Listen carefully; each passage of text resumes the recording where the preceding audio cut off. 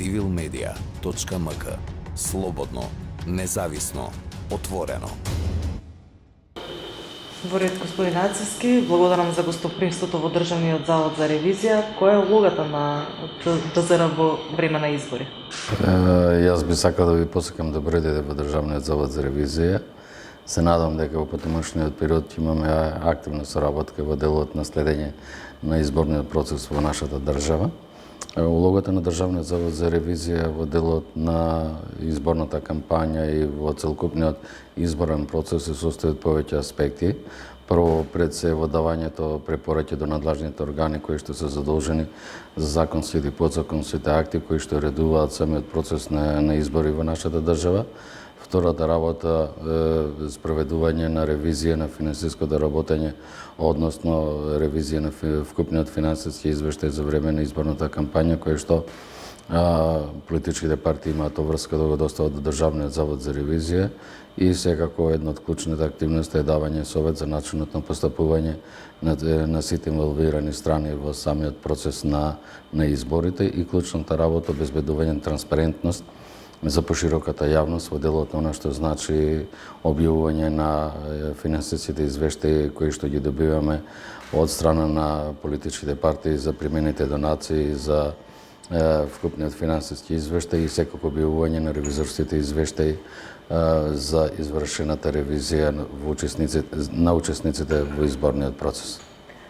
Кои се клучните точки каде може да се појави корупција во областа на политичкото финансирање и како откривате неправилности во јавните извештаи на политичките партии? Искуство од минатото? Видете, јас не би зборувал за корупцијата, секојаш би сакал да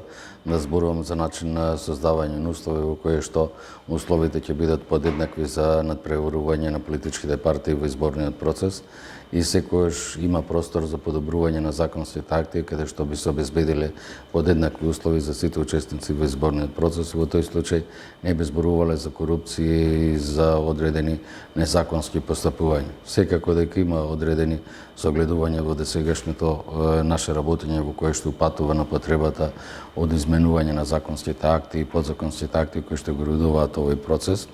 Дел се надминати со последните измени и дополнување, но голем дел остана за надминување во наредниот период, така да ние упорно ќе инсистираме и со овие ревизорски извештаи кои што ќе бидат репродуцирани или издадени во наредниот период, ќе содржат одредени препораки кои што ќе упатуваат на подобрување на законските акти, се со цел да се обезбедат подеднакво постапување и создавање на услови за сите политички партии, но и создавање на јасни правила на постапување, кое што од една страна ќе го возможи и ќе го олесни процесот на постапување на самите учесници во изборниот процес, но ќе го олесни процесот на Државниот завод за ревизија во ревидирањето. За какви законски акти, односно кои се тие слабости што треба да се надминат за да не отежнуваат контролата на политичкото финансирање? Во контекст на преходното прашање кое што го упативте, би кажал дека и понатаму станува определбата, односно одредбата во изборниот законник, дека политичките партии понатаму може да прибираат донации и во рок од 60 дена од објавување на конечните извештаи, односно до денот на затварање на трансакцијската сметка отворена за изборниот процес. Тоа укажува дека во суштина се создава една нееднаква ситуација во која што самите учесници во изборниот процес се доведуваат во ситуација да немаат еднакви можности на прибирање на донации. Зошто ова го велам? Секој донатор постои одредена доза на неизвестност кога не ги знаете резултатите, кога немате сознание кој е победникот. Тогаш може би ќе се одлучите да донирате на сите учесници во изборниот процес, очекувајќи дека тој може би потенцијалниот кандидат што би победил со неговите кандидати и така натаму. Меѓутоа, во услови кога вие имате објавени конечни резултати од изборниот процес, кога го знаете победникот, имате можност во наредните 60 дена да прибирате донации на трансакцијата сметка отворена за изборната кампања, тогаш е јасно дека секој би сакал да уплати на победникот отколку на оној што е губитникот. Така да се создава една нерамоправна положба во која што во устави кој ќе се знае победникот, секој дека едноставно сака да се дружи со победниците, а не со губитниците. Тоа е првата наша забелешка во која што патуваме и константно кажуваме дека овој период од 60 дена по објавување на конечните резултати во изборниот процес создава нерамоправна положба на учесниците во изборниот процес.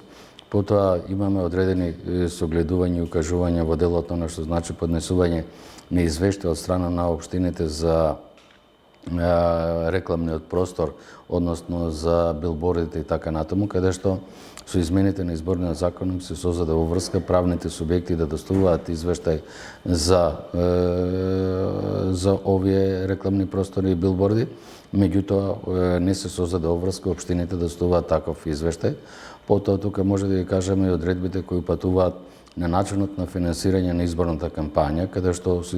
измените на изборниот законник, наместо да се подобри и да се создадат појасни одредби во начинот на финансирање на изборната кампања, чувствувам дека се создаде поголема конфузија во тоа од кои извори на финансирање би требало да се финансира изборната кампања, па ќе кажеме дека во една одредба во членот 83, ако не погрешам, беше уредено дека изборната кампања може да се финансира од средствата на редовната сметка, за да потоа долу ги имате наведено чланарините, донациите од редовната сметка, кредитите и така натаму, за да во предните завршните одредби кажува дека средствата од редовната сметка во текот на изборниот процес во 2020 година нема да се користат. Веднаш се поставува прашањето дека во суштина и средствата од чланарината и средствата од донации се исто така средства од редовната сметка, која што во суштина се создава услови за комуникација помеѓу сметката за изборниот процес, односно за изборната кампања и редовната сметка.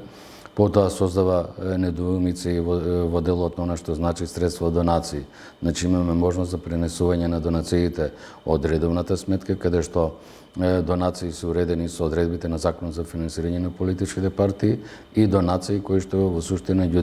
се утврдени со одредбите на изборниот законник. Значи се создава можност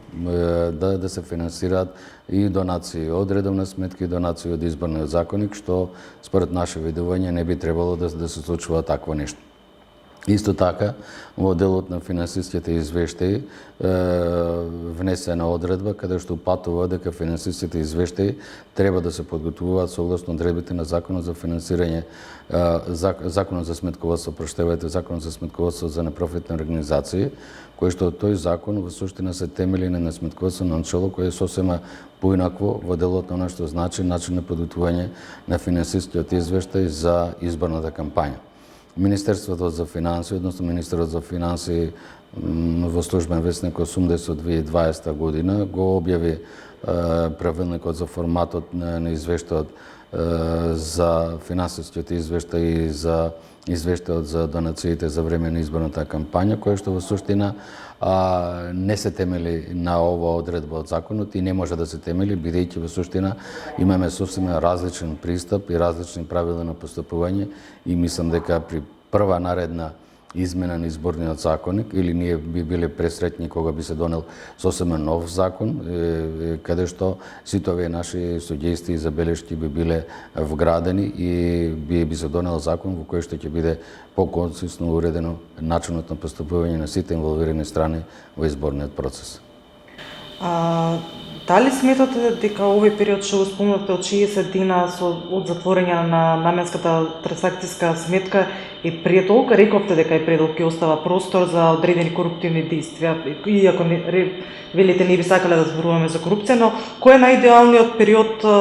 најкраток можен период за да се решат сите овие и да нема некои неправилности во однос на финансиските извештаи? Видете, моето видување за корупцијата, секогаш зборуваме дека не во ниту една не можеме како граѓани да гледаме во секоја активност дека постои корупција. Секогаш треба да се трудиме да зборуваме на кој начин треба да ја преневираме корупцијата и секогаш кога зборуваме за репресија, секогаш мојот став е дека треба да се превенира. Бидејќи само на тој начин може да создадеме култура на однесување која што ќе биде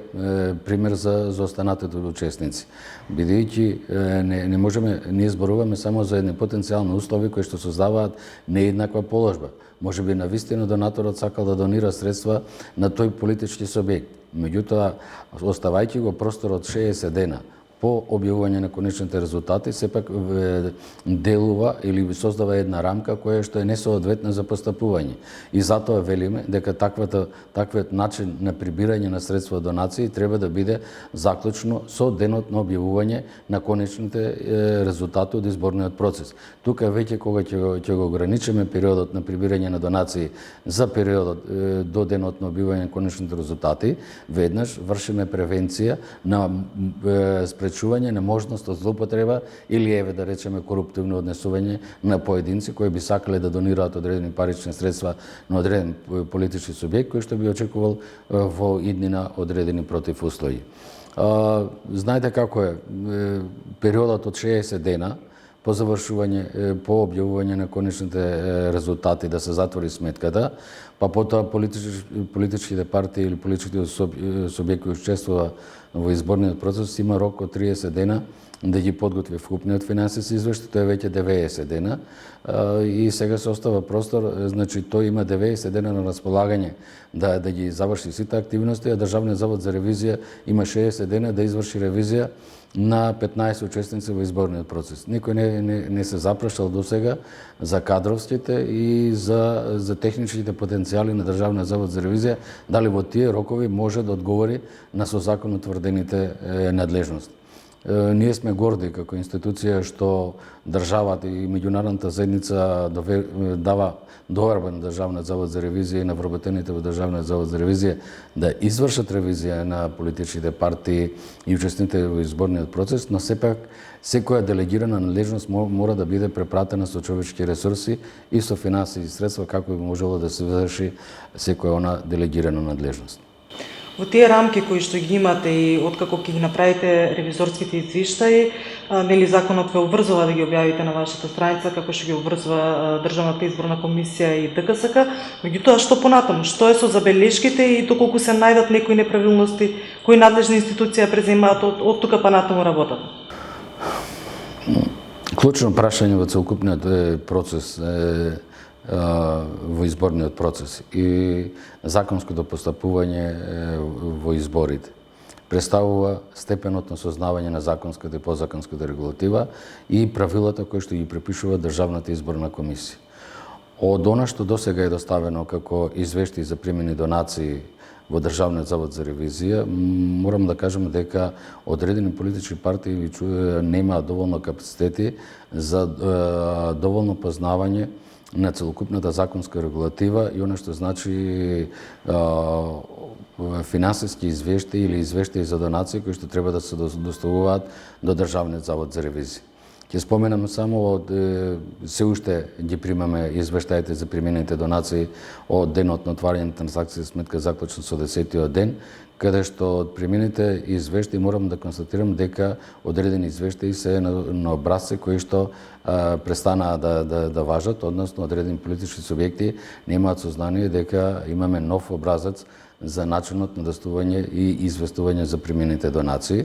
Потоа морам да забележам дека има одредени состави кои што веднаш упатуваат на несоодветно постапување и тука се поставува прашањето колку државата, односно надлежните органи, успеале во овие услови на пандемија со коронавирусот да ги едуцираат учесниците во изборниот процес за законско постапување, односно соодветно известување од спроведените дејствија во процесот на изборите.